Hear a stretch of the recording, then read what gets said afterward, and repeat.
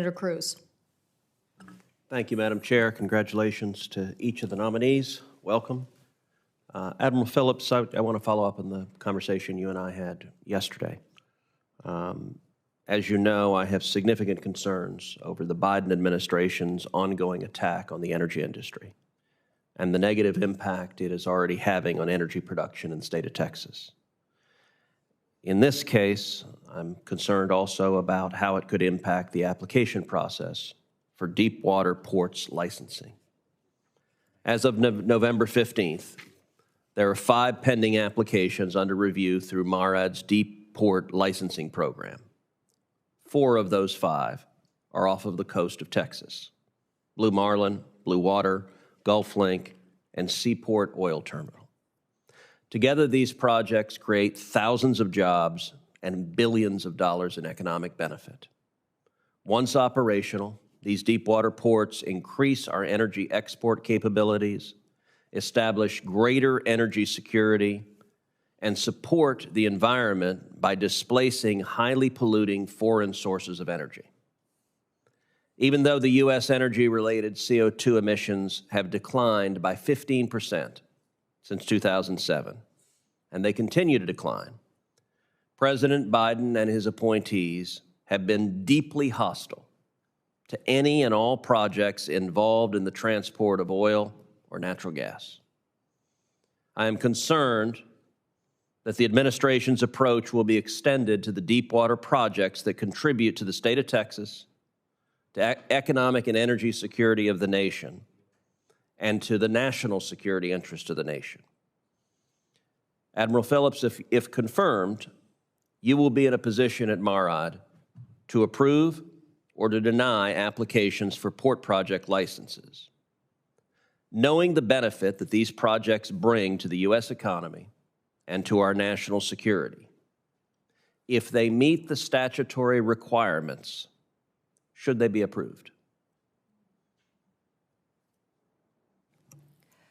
Senator Cruz, thank you for your question, and thank you for your time yesterday.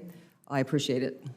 As you are aware, and I am not yet in the building, however, MARAD, under the Deepwater Ports Act of 1974, does review through a system jointly co-chaired by MARAD and the Coast Guard a 9-step process to achieve a record of decision, which then, in theory, would allow a program to move forward, should the conditions of that record of decision be met. The Maritime Administration, as I understand, follows the law in that process and works through that 9-step process to achieve a record of decision, working with stakeholders, with applicants, and with a number of federal agencies. Should I have the honor to be confirmed, I commit to continuing a fair and equitable review of that process under the law to move processes forward to achieve a record of decision.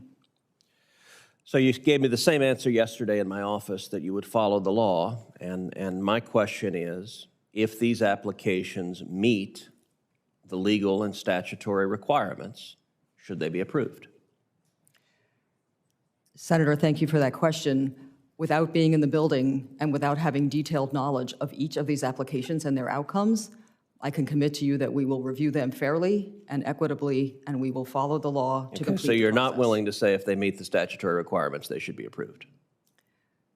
Should I have the honor to be confirmed and have actual sight of these applications and the outcomes and records of decision? Yesterday you said you'd follow the statute. I'm asking if they meet the statutory requirements, should they be approved?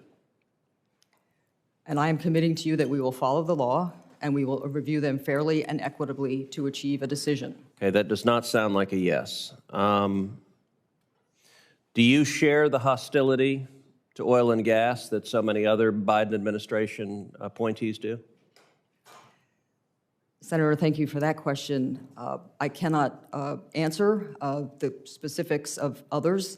Do you have a hostility to oil and gas? The Maritime Administration will review applications. Okay, I'm asking you fairly. personally, do you have a hostility to oil and gas projects? Senator, I look forward to working with your staff in a bipartisan way. So you're refusing to answer that? This is a yes or no question. Do you have a hostility to oil and gas projects? This should be a pretty simple question. Senator, I do not have a hostility to following the law and reviewing the process as defined in the law. I didn't ask you that. I asked, do you have a hostility to oil and gas projects?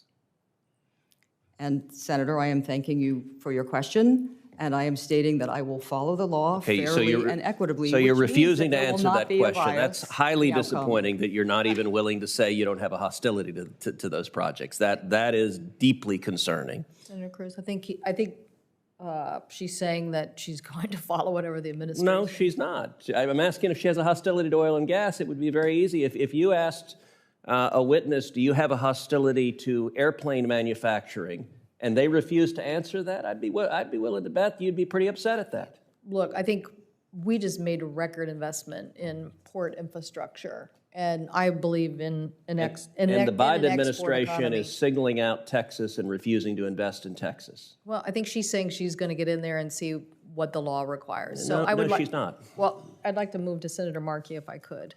Thank you. Thank you, Madam Chair.